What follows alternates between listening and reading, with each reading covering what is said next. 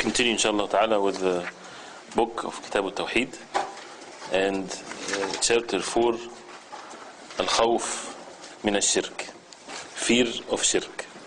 Bab al-Khawfi min al-Shirk, the fear of shirk. And again, with the previous chapters, we might not have given these chapters its rights with explanation, but this is actually something that the ulama they mention. Sometimes the book is explained briefly, and then some other times the book is explained in details. So it doesn't mean that if a person attends or listens to the explanation of Kitab al-Tawheed in brief, that means he's done with it. No, it's one of the books that you finish it and you start it again. You finish it and you start it again. And each time you start it, you start with another level. That's why even the shuruh or the explanations of the ulama are different levels. Some shuruh, some explanations are very precise and very short, and some explanations are more in details. One of the best explanations to the book, something like Fath al-Majid, has so many benefits in it. And if you go into the details of the explanations of it, there are so much Allah benefits. So it's one of the books in the masajid that you finish it, you start it over again and so on. But this is just meant for it to be, briefly, we do the best we can to derive from the sayings of the ulama, of course, the benefits that have been mentioned. And I'm also using one of these explanations by Sheikh Salih Al-Fawzan, Hafidhullah Azza wa Jal, very precise explanation to the book of Kitab al-Tawheed, especially when it comes to the benefits. This chapter, Al-Khawf min al-Shirk, the fear of shirk. It comes into that order after mentioning the obligations of the Tawheed and the virtues of the Tawheed, and how to establish the Tawheed, how to purify the Tawheed. Then now it's time to talk about the fear that should be present in the heart of the Muslim, out of the fear that a person might, the Tawheed might be taken away from him. The fear of shirk. It's an act of worship that a Muslim should have, because as we would see in the verses of the Quran. The first ayah, إِنَّ اللَّهَ لَا يَغْفِرُ أَن يُشْرَكَ بِهِ وَيَغْفِرُ مَا دُونَ ذَلِكَ لِمَنْ يَشَاءُ. Verily Allah forgives not that partners should be set up with Him in worship, but He forgives except that anything else to whom He pleases. This verse by itself, when we recite it, it should bring in the fear in the heart that a person should have the fear of falling into the shirk. How that Allah subhanahu wa ta'ala does not forgive matters of shirk if a person dies in the state of shirk, and everything else is being forgiven by the will of Allah subhanahu wa ta'ala, if Allah subhanahu wa ta'ala wills for it to be forgiven. The second ayah, Ibrahim alayhi salam said, وَجْنُبْنِي وَبَنِيَّ أَن نَعْبُدَ الْأَصْنَامِ, which means, and keep me and my sons away from worshipping idols. Who's the one that is saying this? Ibrahim alayhi salam. And we know the status of Ibrahim alayhi salam. And he is Hanif, and as we mentioned in the verses before, how Allah subhanahu wa ta'ala praised them, and so on. And he himself alayhi salam would say this, وَجْنُبْنِي وَبَنِيَّ أَن نَعْبُدَ الْأَصْنَامِ, making dua to Allah subhanahu wa ta'ala, and keep me and my sons away from worshipping idols. And as Ibrahim al-Taymiyyah rahimahullah, he said, who can guarantee to be safe from shirk after Ibrahim alayhi salam? If Ibrahim alayhi salam himself is saying this, who can then come after Ibrahim alayhi salam and says, why should we fear falling into the shirk? That means we are more likely that we should have this fear in ourselves, and this is something that even the Prophet ﷺ said that he fears for his ummah, as it will come inshallah ta'ala. وَجْنُبْنِي وَبَنِيَّ أَن نَعْبُدَ الْأَصْنَامِ. The first verse, it shows the major shirk that Allah subhanahu wa ta'ala forbade is the worst sin, and that the Muslim should be afraid of that, and also from the minor shirk. And the second verse, as we heard, the dua, to have the fear that is present in the heart, that a Muslim is afraid to fall into the shirk. Again, it shows that what is the worst sin that can ever be committed is shirk. And that anything else other than shirk, if a person dies in a state of a sin, either Allah subhanahu wa ta'ala would forgive him, or he will enter the hellfire and then he will be forgiven. And that the fear of shirk is the way of the messengers, and it also should be the followers of the messengers. He's the one alayhi salam that broke the idols with his own hand, right? And idol worshipping, sometimes do we think, or do we have this fear that we might fall into idol worshipping, something that is against even sound mind, right?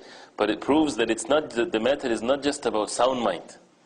It's about the person, his heart become corrupted as a result of sins, as a result of the heart attached to other than Allah subhanahu wa ta'ala. A person leaving himself like this, it can lead him to such a degrading way of seeing things. Otherwise you might find a person very smart, but he worship an idol, worship some bricks, right? How is that? This is the amazing creation of Allah subhanahu wa ta'ala. So again, it makes the Muslim more having this fear, so it makes him more obedient to Allah subhanahu wa ta'ala, more scared of his sins, so that he is steadfast till the moment of death comes in place. Also, it shows that he's making dua to Allah subhanahu wa ta'ala for himself and for his son and for his offsprings, which is a good thing also for a Muslim to do. Making dua to Allah subhanahu wa ta'ala to protect one's iman and the iman and the faith of one's offsprings, which is a virtuous thing definitely to do. And it also negates the claim of some people. Some people actually say that. More than one person actually told me that. That they say that the shirk, it's never going to be established in this ummah. Some people believe that. That if you're a Muslim, there's no way that you can fall into shirk. You're a Muslim, how can you fall into a shirk? This is something that the verse states that, and the Prophet ﷺ said, أَخَافُ عَلَيْكُمْ الشِّرْكُ الْأَصْغَرُ, which is the next hadith. And the Prophet ﷺ also mentioned in authentic hadith that لَن تَقُومَ السَّاعَةَ, that the hour would not be established till some of the women of the Khulasa, of the tribe of the Khulasa, they would go around one of the idols.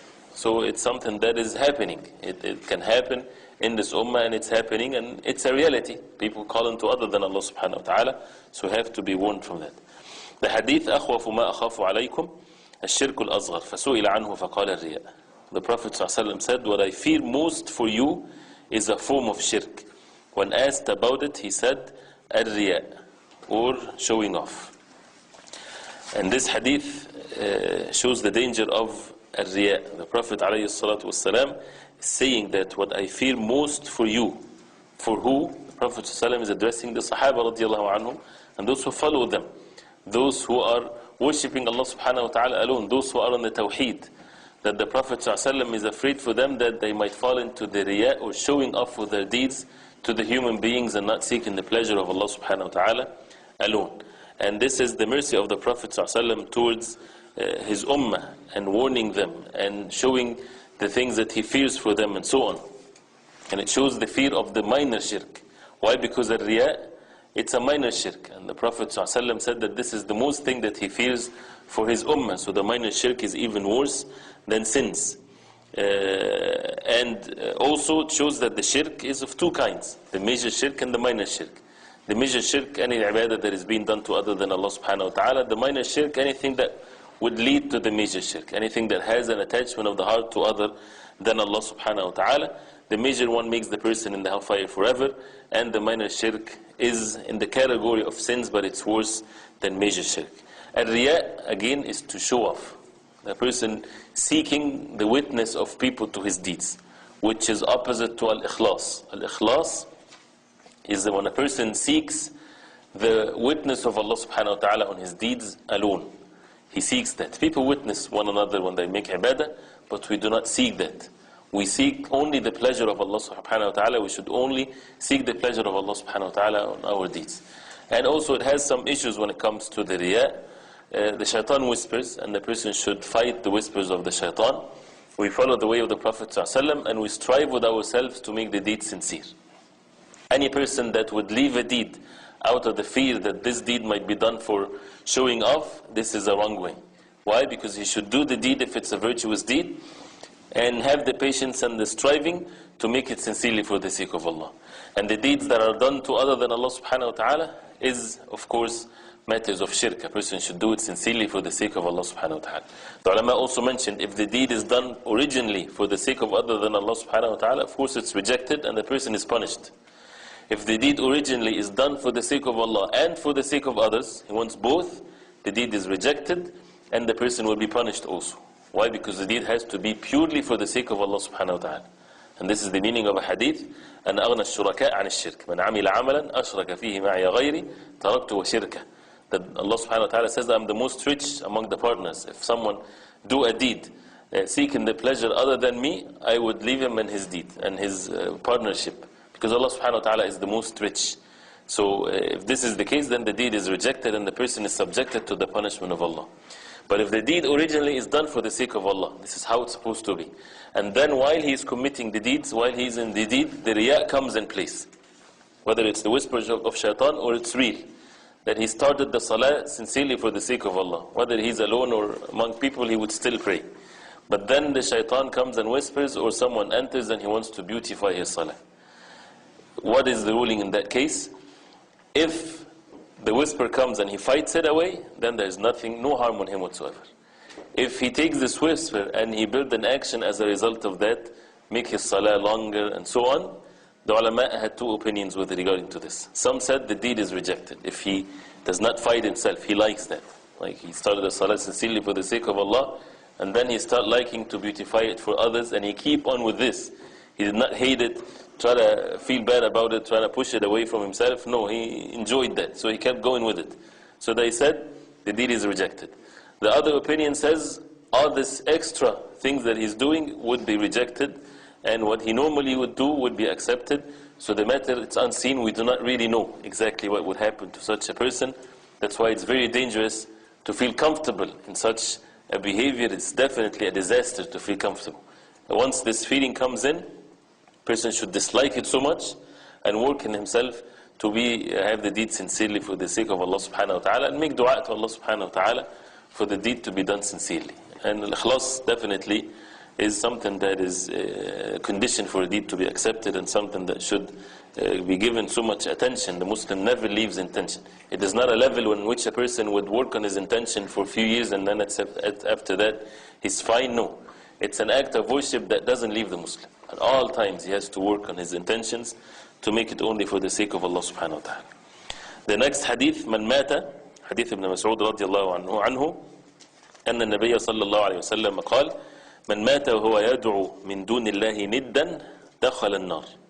Of course, the previous hadith, we see that this is the most thing that the Prophet ﷺ feared for his ummah.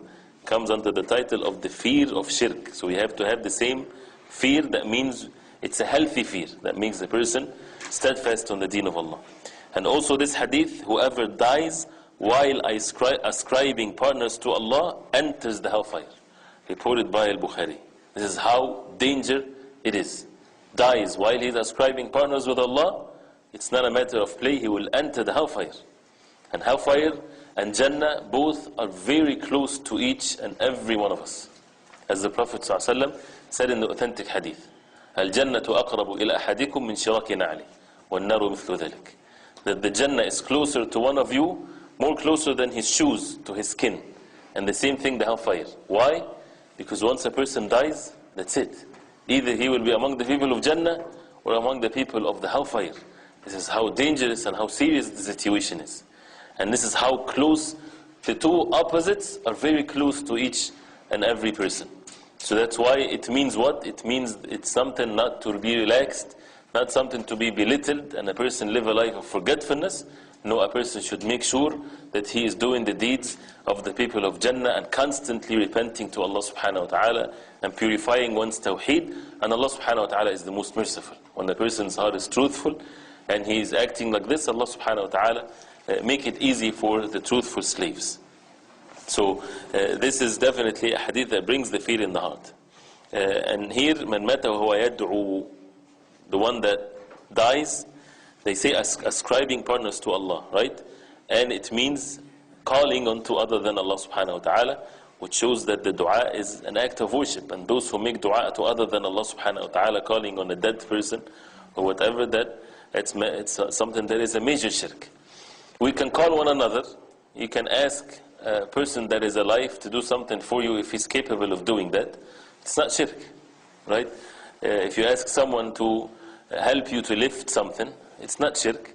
But if you ask that person to forgive your sins, meaning in the hereafter, he's not capable of doing that, right? So that means it's shirk. So when a person goes to a dead person and asks him to lift something for him, that's shirk. Why? Because this dead person is not able to do that, or to ask him to forgive you, or to whatever there is. So again, anyone that calls to other than Allah means a prophet, a righteous people, an evil person, it doesn't matter. Because some people, when they think, well, this is the Prophet ﷺ, you don't love the Prophet ﷺ? Loving the Prophet ﷺ makes the person follow the Prophet ﷺ. For people to call on to the Prophet ﷺ, that means they do not love the Prophet ﷺ because they're committing shirk. So what is love is defined by Allah subhanahu wa ta'ala. What is love? قُلْ إِن كُنْتُمْ تُحِبُّونَ اللَّهَ فَاتَّبِعُونِ يُحْبِبُكُمُ اللَّهِ. If you love Allah subhanahu wa ta'ala, then follow me, meaning follow the Prophet ﷺ. Allah subhanahu wa ta'ala would love you. This is how a person is a slave. He does not judge his own desires. He's a slave of Allah. Allah subhanahu wa ta'ala tell him to do something, so he does not transgress the limits even in matters of love. So this hadith brings this fear, and that the shirk is not to be forgiven unless the person repents to Allah subhanahu wa ta'ala. Hadith al-akhir in the chapter, the last hadith in the chapter, reported by Imam Muslim, hadith Jabir radiallahu anhu, أن رسول الله صلى الله عليه وسلم قال من لقي الله وهو لا يشرك به شيئا دخل الجنة ومن لقيه يشرك به شيئا دخل النار. How direct the matter is. Whoever meets Allah on the day of judgment, not having associated anyone with him in worship, shall enter Jannah. And whoever meets him having committed shirk in any way, he will enter the hellfire. This is how the matter should be very clear. That means the Muslim should choose to be among the first group to worship none but Allah subhanahu wa ta'ala alone. And again, this is in the light of what have been mentioned before. That means if a person died in the state of the Tawheed, but he still have sins, he would eventually enter Jannah. Or he would enter Jannah from the first instant. But if he dies in the state of complete Tawheed, he would enter Jannah from the first instant. Is this issue clear? The issue of the complete Tawheed and the weakness in the Tawheed. So definitely that should bring the fear in the heart that a person might lose the Tawheed. Because there's no salvation for the person unless he has the Tawheed and is away from shirk. And the matter is not, also we learn from this, as the ulama they say, it's not just by how much actions a person do, but what really matters is to be away from shirk. You find some people of innovations of the deen and everything, they do so much deed. Even the Prophet ﷺ, when he said about the Khawarij, if you look to their salah, you will belittle your salah and your ibadah. Their knees is like the knees of a goat. How rough it is out of their sujood and ibadah. Doing so much deed, but it's all in vain. Definitely doing a lot of deed and a lot of ibadah is good, according to the way of the Prophet ﷺ. But some people concentrate on doing many deeds without concentrating of purifying their hearts from shirk and their deeds from riyā and things of that nature. So this is what the real important work should be done, in which the person fulfill the Tawheed and stay away from shirk, and that is the person that would benefit from his ibadah and his striving to the matters of worship of Allah subhanahu wa ta'ala. And that the meaning of La ilaha illallah is to be established when a person is away from shirk and worship none but Allah subhanahu wa ta'ala. And again, as we mentioned, we learn from this how close it is, the Jannah and the hellfire, to the person. That means the person should be on his guard to do that, and the virtues of someone to stay away from shirk. So this is the fear of shirk. And again, from the evidences we saw. Verse, hadith. And that's definitely the benefit of getting the revelation. قُلْ إِنَّمَا أُنذِرُكُمْ بِالْوَحْيِ. He would never find a better way of warning or giving glad tidings other than the verses of the Quran and the hadith of the Prophet ﷺ. As Allah subhanahu wa ta'ala said, the Prophet ﷺ said, I am warning you by the revelation of Allah. And that's even something for us to work on to use. You advising someone, you're giving a khutbah or whatever there is. Some people give khutbah or durus, talking all kinds of words and things of that nature. You know, we should use the Quran and the hadith of the Prophet ﷺ and the sayings of the companions radiallahu anhum. The revelation is the most effective way of trying to advise anyone or to talk to someone or whatever there is. Why? Because it's revelation from Allah subhanahu wa ta'ala.